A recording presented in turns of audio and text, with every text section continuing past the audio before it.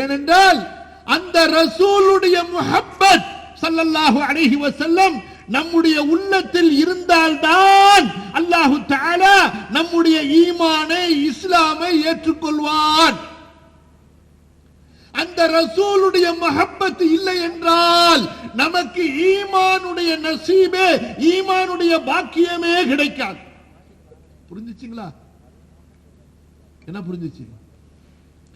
ரசூலுல்லாஹ்வுடைய அன்பு இல்லை என்றால் நம்முடைய ஈமான் எப்படி ஆகிவிடும்? சொல்லுங்க பிள்ளைங்களா. பொய், போலியான ஈமானாக, பலவீனமான ஈமானாக, நயவஞ்சகத்தனமான ஈமானாக ஆகிவிடும். கவனிங்க பிள்ளைங்களா. ரசூலுல்லாஹி ஸல்லல்லாஹு அலைஹி வஸல்லம் காலத்துல மதீனால 2 கூட்டம் இருந்தாங்க. குறிப்பா முஸ்லிம்களுக்குள்ளார. யார் சொல்லுவா? பிள்ளைங்களா யார் சொல்லுவா? மனவிகளா? மதீனால முஸ்லிம்களுக்குள்ளார 2 கூட்டம் இருந்தாங்க.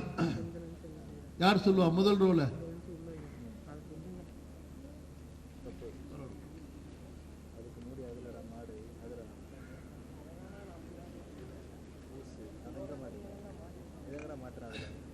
யாருமா சொல்லுவா?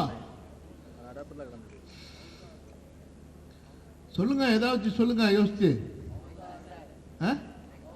நினைச்சேன் சொல்லுவீங்க நினைச்சேன். அது வமிசத்தால் நம்பிக்கையால் 2 கூட்டம் இருந்தார்கள். பிள்ளைங்களா சீக்கிரம் 50 ரூபாய் பரிசு. அதான் சொன்னாங்களே பிள்ளைங்க. மதீனாவிலே நம்பிக்கையால் 2 கூட்டம் இருந்தார்கள். ஒரு கூட்டம் நம்பிக்கையால் உண்மையானவர்கள், இன்னொரு கூட்டம் நம்பிக்கையால் போலியானவர்கள், முனாஃபிக்குகள். 2 கூட்டம் இருந்தார்கள். ஒரு கூட்டம் யார்? ரசூலுல்லாஹி ஸல்லல்லாஹு அலைஹி வஸல்லம் அவர்களை தங்களுடைய உயிரை விட, பொருளை விட, செல்வத்தை விட, குடும்பத்தை விட, மனைவி விட, பிள்ளைகளை விட, இந்த உலகத்தில் உள்ள அத்தனை வஸ்துக்களை விட நேசித்தவர்கள். அவர்கள் முஃமின்கள். அவர்கள் முஃமின்கள். இன்னொரு கூட்டம் யார்? ரசூலுல்லாஹ்வை வெறுத்தவர்கள், ரசூலுல்லாஹ்வை புறக்கணித்தவர்கள். ஆனால் முஸ்லிம்கள். ரசூலுல்லாஹ்வை அவர்களுக்கு பிடிக்காது. அவர்கள் யார்? முனாஃபிக்குகள். அல்லாஹ் பாதுகாப்பானாக.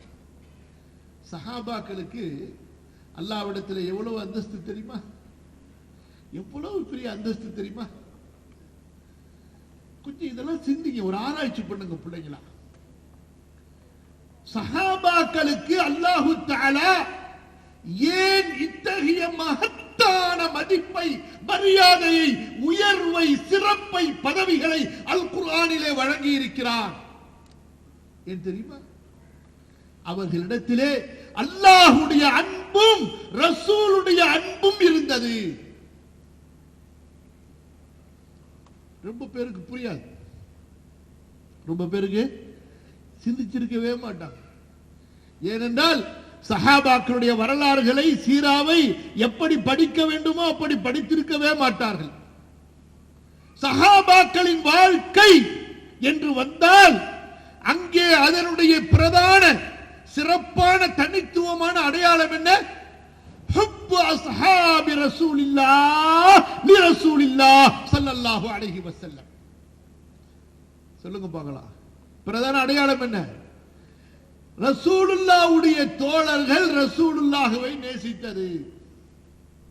குர்ஆன் சொல்லக்கூடிய வரலாறுகளாக இருக்கட்டும், சீரா சொல்லக்கூடிய வரலாறுகளாக இருக்கட்டும், ஒவ்வொரு போராக இருக்கட்டும், சமாதான ஒப்பந்தங்களாக இருக்கட்டும், மதீனாவின் வாழ்க்கையாக இருக்கட்டும், ஹஜ்ஜுடைய கிரியையாக இருக்கட்டும், எந்த ஒன்றாக இருந்தாலும் சரி, அங்கே சஹாபாக்களுடைய நேசம் ரசூலுல்லாஹ் ஸல்லல்லாஹு அலைஹி வஸல்லம் அவர்களோடு அங்கே வெளிப்படாமல் ஒரு போர் நிகழ்ந்திருக்க முடியாது, ஒரு ஒப்பந்தம் நிகழ்ந்திருக்க முடியாது, ஒரு பயணம் நிகழ்ந்திருக்க முடியாது.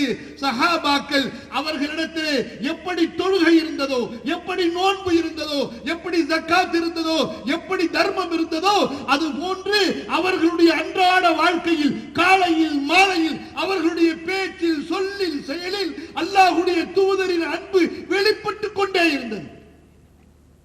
நம்மிடத்திலே தொழுகை இருக்கிறது, ஆனால் அல்லாஹ்வுடைய அன்போ ரசூலுடைய அன்போ இருப்பதில்லை.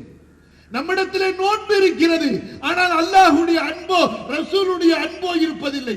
எது வணக்கங்களுக்கெல்லாம் உயிரோ, எது இபாதத்துகளுக்கெல்லாம் உயிரோ, எது இல்லை என்றால் இபாதத்துகள் ஏற்றுக்கொள்ளப்பட மாட்டாதோ, அது நம்மிடத்திலே இல்லை. நம்மிடத்திலே இபாதத்துடைய வெளிப்படையான அர்க்கான்கள், ஷுரூத்துகள், வாஜிபாத்துகள் இருக்கின்றன. ஆனால் அந்த இபாதத்துடைய ரூஹ், அந்த இபாதத்தினுடைய உயிர் எதுவோ, அந்த இபாதத் எதை கொண்டு அல்லாஹ்விடத்திலே மக்பூல் ஏற்றுக்கொள்ளப்படுமோ அது இல்லை. சகோதரர்களே, சகோதரி, அது என்ன? வல்லதீன ஆமனு அஷத்து ஹுப்பன் லில்லாஹ். நாமெல்லாம் கடந்து விடுவோம், அவ்வளவுதான். உலக வஸ்துக்களை நேசிக்கின்ற அளவுக்கு, உலக வஸ்துக்களின் பிரிவால் நம்முடைய உள்ளம் பதட்டப்படுகின்ற அளவிற்கு என்றைக்காவது அல்லாஹ்வுக்காக ஏங்கி இருக்கிறோமா? கடைசியாக நாம் அழுது எத்தனை நாளாக இருக்கும் யோசித்து பாருங்கள். தொழுகையில் அழுக வருதா? திக்ர் செய்யும் போது அழுக வருதா?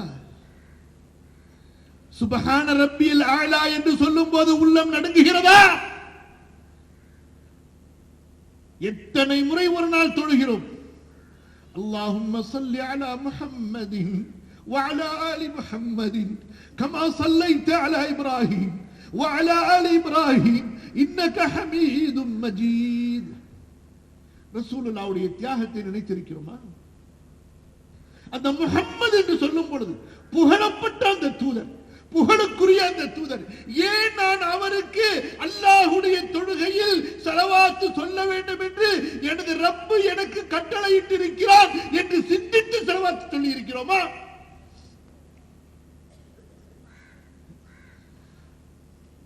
அல்லாஹ்விற்கு நாம் எப்படி கடமை செய்ய வேண்டுமோ நம்முடைய ரசூலுக்கு ஸல்லல்லாஹு அலைஹி வஸல்லம் அவர்களுக்கு நாம் கடமை செய்தாக வேண்டும். விரும்பினாலும் விரும்பாவிட்டாலும் அந்த கடமையை தான் அல்லாஹ் தஆலா தொழுகையிலேயே நமக்கு கடமையாகி விட்டான். நீ குர்ஆன் தொழுகையிலே ஓதினாலும், நீ தொழுகையிலே குர்ஆன் ஓதினாலும், ருக்குவிலே என்னை நீ மதிப்பு மரியாதையாக புகழ்ந்தாலும், சுஜூதிலே எனக்கு முன்னால் நீ மன்றாடினாலும், என்னை மகிமைப்படுத்தினாலும், கடைசியாக தொழுகையின் இறுதியில் என்னுடைய நபியின் மீது நீ ஸலவாத் சொல்லவில்லை என்றால் உன்னுடைய தொழுகை அங்கீகரிக்கப்படாது. என்னுடைய நபியின் மீது நீ சலாம் சொல்லவில்லை என்றால் உன்னுடைய தொழுகை அங்கீகரிக்கப்படாது. முஸ்லிம்களுடைய ஜனாஸா தொழுகையாக இருந்தாலும் சரி, அங்கே அல்லாஹ்வுடைய தூதரின் மீது ஸலவாத் சொல்லப்பட்டால் தான் அந்த ஜனாஸா தொழுகையும் அங்கீகரிக்கப்படும். உங்களுடைய துஆக்கள் அல்லாஹ்வை நீங்கள் புகழ்வதை போன்று அல்லாஹ்வுடைய தூதரின் மீது நீங்கள் துஆ செய்தால், அல்லாஹ்வுடைய தூதரின் மீது நீங்கள் ஸலவாத் சொன்னால் மட்டுமே அல்லாஹ் தஆலா தன்னுடைய அடியார்களாகிய நம்முடைய துஆக்களை ஏற்பான். நினைத்து பாருங்கள். புரியுதுங்களா தம்பிங்களா? நம்ம யாருக்கோ ஏங்கிட்டு இருக்கோம். யார் நமக்காக ஏங்கினார்களோ, துடித்தார்களோ அவர்களை மறந்து விட்டோம். லகத் ஜாஅக்கும் ரசூலுன் மின் அன்ஃபுசிக்கும் அஸீஸுன் அலைஹி மா அனித்தும். ஓதி இருக்கிறோமா? இந்த வசனம் எங்க வருது? யார் சொல்றா? என்ன ஷேக் ஜக்கரியா நிறைய ஹாஃபிஸ் நீங்க, ஒருத்தர் சொல்ல மாட்டேங்கிறாங்க. நீங்க சொல்றீங்க அலிப்சா, நம்ம பிள்ளைங்களா ஓதுங்க பார்க்கலாம். لقد جاءكم رسول من أنفسكم عزيز عليه ما عنتم حريص عليكم بالمؤمنين رؤوف رحيم فإن تولوا فقل حسبي الله.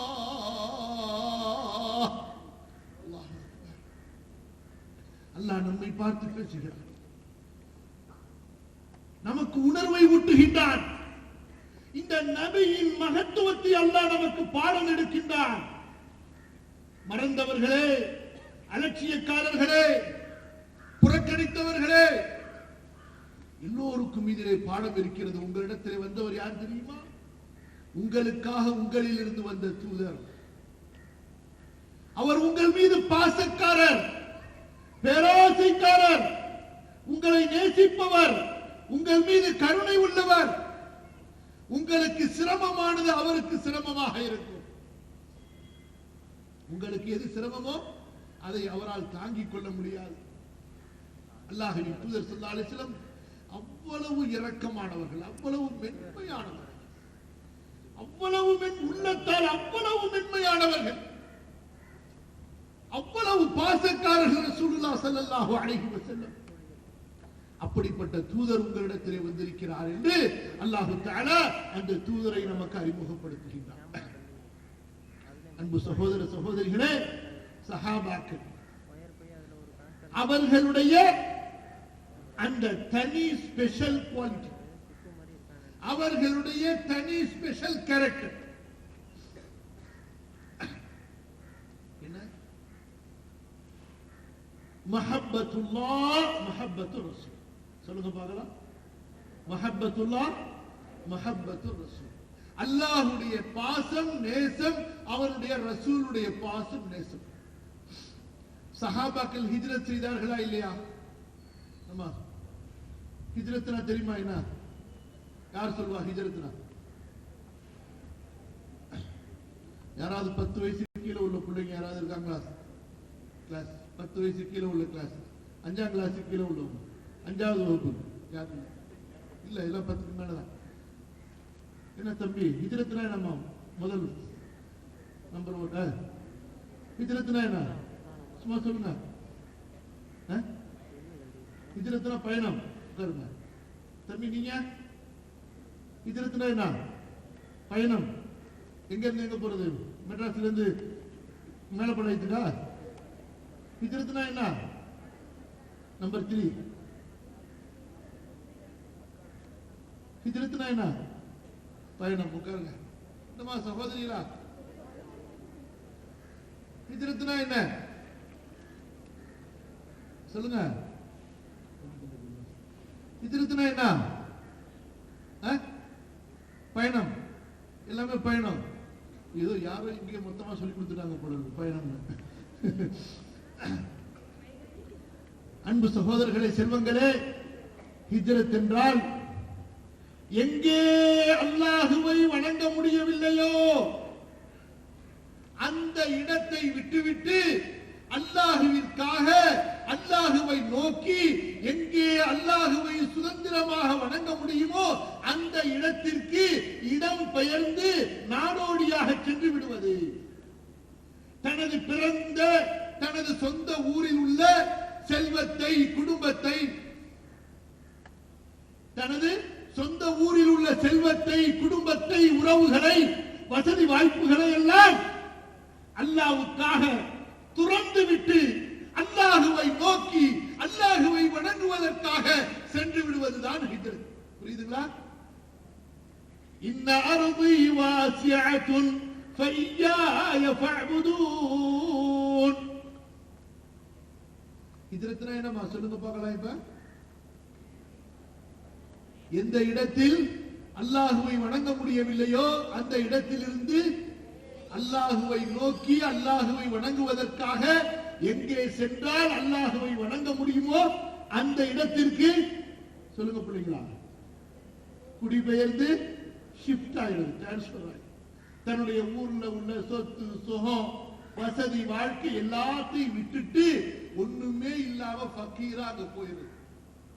இது சாதாரணமான ஒரு தியாகமா? இது இந்த தியாகத்தை செய்தவர்கள் யார்? யார்? சஹாபாக்கள்.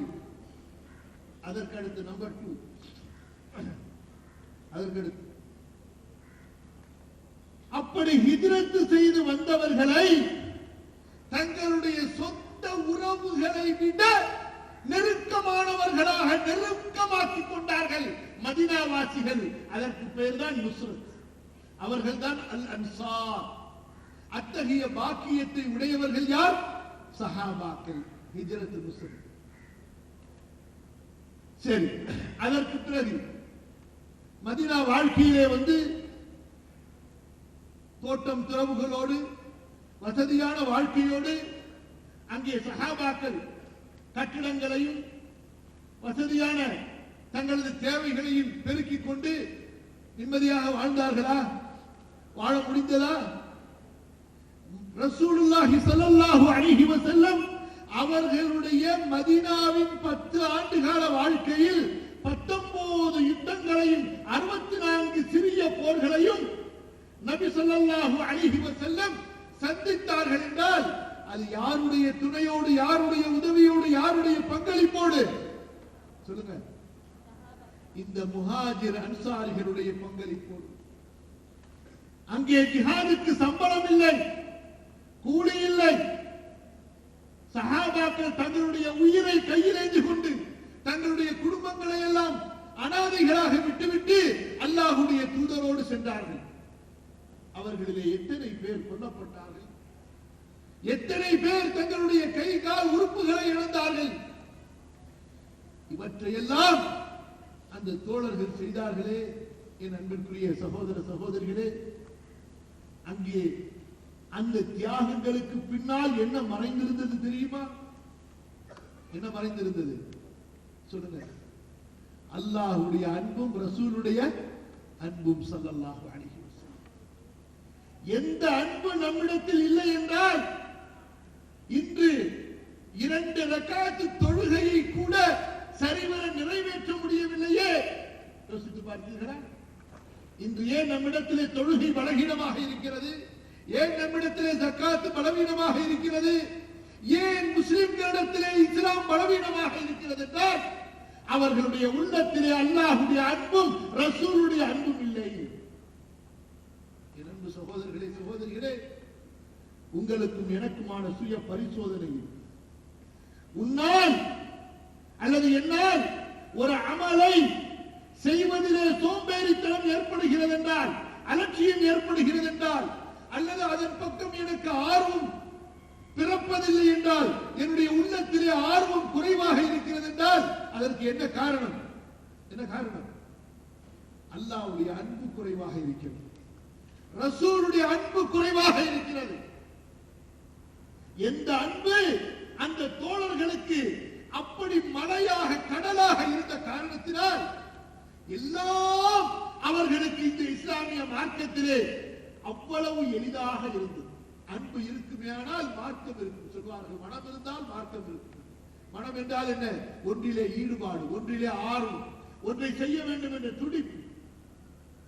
ரசூலுல்லாஹுடைய அன்பை பெற வேண்டும் என்று அந்த தோழர்கள் அவ்வளவு பெரிய ஆசை உள்ளவர்களாக இருந்தார்கள். ஏனென்றால் ரசூலுல்லாஹுடைய அன்பு இல்லை என்றால் அல்லாஹ்வுடைய அன்பு கிடைக்காது. ரசூலுல்லாஹ்வை நேசித்து அவர்களை பின்பற்றி அவர்களுடைய மார்க்கத்திற்காக தன்னை தியாகம் செய்யாதவரை மறுமையின் வெற்றி கிடைக்காது என்ற நம்பிக்கை அவர்களுடைய உள்ளத்திலே ஆழமாக வேரூன்றி இருந்தது. எதை பற்றி இன்று நாம் ஒரு ஈமானிய இஸ்லாமிய கான்செப்டாக, ஒரு அம்சமாக சிந்தித்தே இன்னும் பார்க்கவில்லை. அதை நாம் இன்னும் ஆரம்பிக்கவே இல்லை. நமக்கெல்லாம் ஏதோ சில எழுதப்பட்ட ஏடுகளாக சில விஷயங்கள் படித்து கொடுக்கப்பட்டிருக்கின்றன, சில விஷயங்கள் செய்து காட்டப்பட்டிருக்கின்றன. அதை படித்தோம், செய்து காட்டப்பட்ட விஷயங்களை செய்து கொண்டிருக்கின்றோமே தவிர நாம் எல்லாம் உள்ளத்தால், உயிரால், உணர்வுகளால் மூமின்களாக, முஸ்லிம்களாக மாறிவிட்டோமா என்றால் அல்லாஹ் அறிந்தவர். என்னை பற்றி நான் இன்னும் அப்படி சொல்ல முடியாது. அந்த நிலைமையில் தான் நான் இருக்கிறேன். என் அன்பு சகோதரர்களே, உங்களுக்கு சில சம்பவங்களை, ரசூலுல்லாஹி ஸல்லல்லாஹு அலைஹி வஸல்லமுடைய தோழர்களின் சில சம்பவங்களை, அவர்களுடைய காலத்திலே வாழ்ந்த அந்த மகத்தான மனிதர்களின் சில சம்பவங்களை சொல்லி காட்டுகின்றேன். மனிதர்கள் மட்டுமல்ல, ரசூலுல்லாஹ்வை ஒரு மரம் ஒட்டிக்கொண்டால் கூட, ரசூலுல்லாஹ்வை ஒரு மரம் பார்த்தால் கூட, ரசூலுல்லாஹ் ஒரு மரத்தின் மீது நின்று விட்டால் கூட அந்த மரம் கூட ரசூலுல்லாஹ்வின் அன்பால் ஏங்கும், ரசூலுல்லாஹ்வுடைய பாசத்தால் துடிக்கும். தெரியுமா? கேள்விப்பட்டிருக்கீங்களா சம்பவம்? நான் சொல்லும் போது எந்த சம்பவத்தை சொல்றேன்னு நீங்க உங்க சிந்தனைக்கு கொண்டு வர முடியுதா? ரசூலுல்லாஹி ஸல்லல்லாஹு அலைஹி வஸல்லம் மஸ்ஜித் நபவியில மதீனால அவங்களுடைய அந்த கண்ணியமான பள்ளிவாசலிலே வெள்ளிக்கிழமையிலே பிரசங்கம் கொடுப்பார்கள். அப்பொழுது அந்த பிரசங்கத்திற்காக உயரமாக மக்களுக்கு மத்தியில் நிற்க வேண்டும் என்பதற்காக பேரிட்ட மரத்தினுடைய அந்த வேரினாலான ஒரு பெரிய கட்டை இருந்தது. அந்த கட்டையின் மீது ஏறிதான் ரசூலுல்லாஹி ஸல்லல்லாஹு அலைஹி வஸல்லம் பிரசங்கம் கொடுப்பார்கள். அன்சாரி தோழர் ஒருவர், அவர் ஆசிரியர்,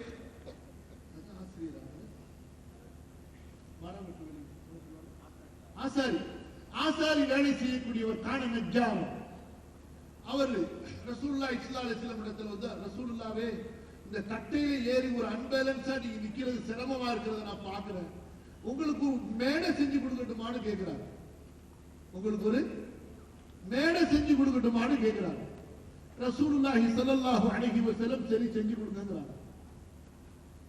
அவர் அதே போல அடுத்த வாரத்துக்குள்ளார மேடையை செஞ்சு கொண்டு வந்துட்டார். அல்லாஹ்வுடைய தூதர் ஸல்லல்லாஹு அலைஹி வஸல்லம் அந்த பேரித்த மரத்தினுடைய கட்டையை தூக்கி மஸ்ஜிதினுடைய ஓரத்துல வைங்கன்னு சொல்லிட்டு அந்த மேடையில ஏறி ரசூல் ஸல்லல்லாஹு அலைஹி வஸல்லம் பிரசங்கம் செய்ய ஆரம்பிச்சாங்க.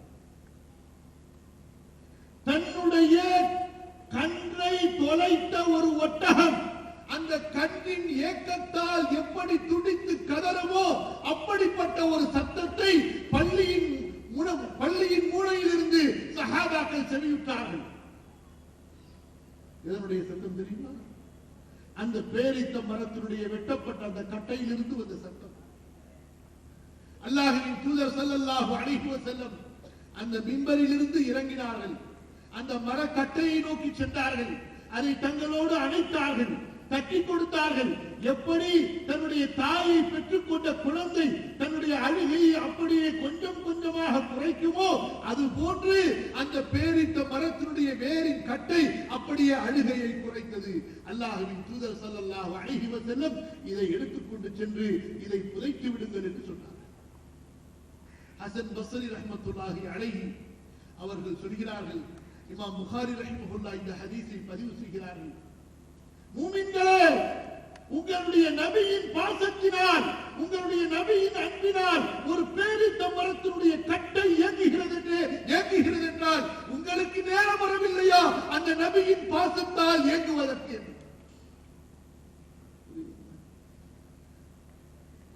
நீங்கெல்லாம் வாலிப பிள்ளைங்க, சஹாபாக்களுடைய அந்த சிறுவர்களை எடுத்துக்கொள்ளுங்கள். எவ்வளவு சம்பவங்கள் இருக்கின்றன தெரியுமா?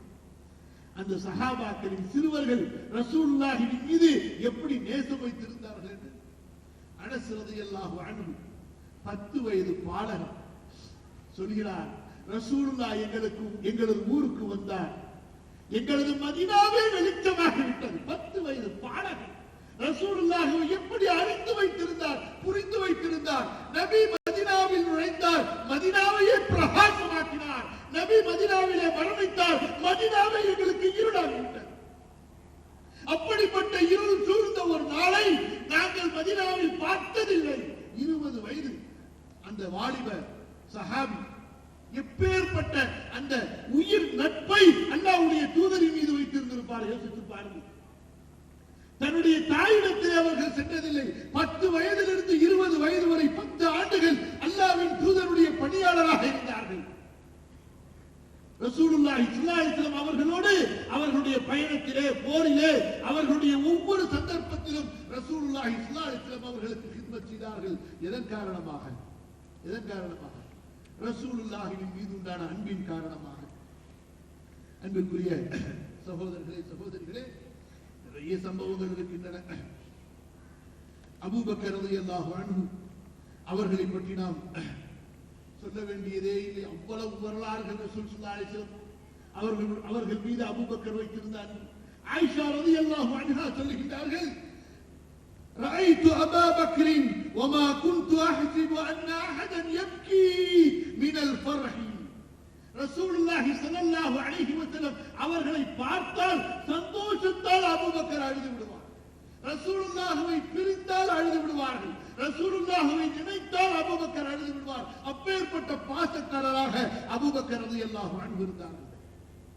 ஒவ்வொரு சஹாபிக்கும் அல்லாஹ் தஆலா கொடுத்த கிரேட் இருக்கிறதே, அபூபக்கருக்கு ஒரு கிரேட், உமருக்கு ஒரு கிரேட், உமருக்கு ஒரு கிரேட், அலிக்கு ஒரு கிரேட், உஸ்மானுக்கு ஒரு கிரேட் என்று அது எதன் அடிப்படையிலே? அந்த ஈமான், அந்த மஹப்பத்தின் அடிப்படையிலே, அந்த ஹிஜ்ரத்தின் அடிப்படையிலே, அந்த ஜிஹாதின் அடிப்படையிலே, அந்த நுஸ்ரத்தின் அடிப்படையிலே, அந்த மஹப்பத்தின் அடிப்படையிலே. உமர் ரலியல்லாஹு அன்ஹு ரசூலுல்லாஹி ஸல்லல்லாஹு அலைஹி வஸல்லம் அவர்களோடு ஒரு முறை நடந்து செல்கிறார்கள். அப்பா, உமருடைய அன்பு இருக்குது, அபூபக்கருடைய அன்பு அது ஒரு மென்மையான அன்பு. எப்படிப்பட்ட அன்பு? அது ஒரு மென்மையான அன்பு. ரசூலுல்லாஹ்வுடைய உள்ளத்திலிருந்து அப்படியே நேரடியாக அபூபக்கருடைய உள்ளம். பார்வையிலே, பழக்கத்திலே, பேச்சிலே, நடைமுறையிலே அப்பேற்பட்ட அன்பு. உமருடைய அன்பு இருக்கிறது, ரசூலுல்லாஹ்வை பாதுகாக்க வேண்டும் என்ற அன்பு. எவனும் ரசூலுல்லாஹ்வை முறைத்து பார்த்து விடக்கூடாது. எவனும் ரசூலுல்லாஹ்வை சுட்டிக்காட்டி விரல் நீட்டி பேசிவிடக் கூடாது. எவனும் ரசூலுல்லாஹ்வுடைய மனதை காயப்படுத்தி விடக்கூடாது. அவ்வளவுதான், வாளை உருவி விடுவார். அல்லாஹ்வின் தூதரே, அனுமதி தாருங்கள், இந்த முனாஃபிக்குடைய கழுத்தை வெட்டி விடுகிறேன், துடித்து விடுவார். ரசூலுல்லாஹ்வுடைய முகம் சுருக்குவதை பார்த்தால் உமரால் பொறுத்துக் கொள்ள முடியாது. ரொம்ப பாசக்காரர், ரொம்ப பாசக்காரர் உமர். ரசூலுல்லாஹ்வோடு கை பிடிச்சிட்டு போறாங்க. இதுவும் சஹீஹுல் புகாரியுடைய அறிவிப்பு தான். ரசூலுல்லாஹி ஸல்லல்லாஹு அலைஹி வஸல்லம் இடத்துல சொல்லணும்னு